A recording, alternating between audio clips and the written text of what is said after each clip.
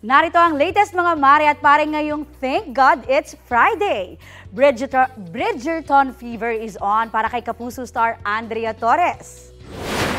Looking regal sa kanyang mga aura si Andrea sa event ng hit series sa New South Wales, Australia.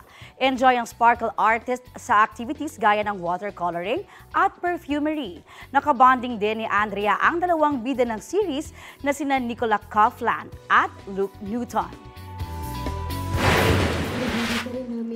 More bits ang na-reveal sa backstories ng new generation of Sangres sa Philippine Book Festival kahapon. Shinare ni Sangretera Bianca Umali sa book reading session na lumaki siya sa mundo ng mga tao. Si Sangre Adamos naman, played by Kelvin Miranda, ikinuwento ang buhay nilang mga Adamyan. Proud si Sangre Flamara Faith da Silva sa kanyang dugong hator. Sulat naman para sa Encantadia ang binasa ni Sangre Dea, Angel Guardian. Kamakailan ibinahagi rin ng Sangres na tuloy ang pagpapaganda sa costume at set para sa prime serye na ipalalabas this year.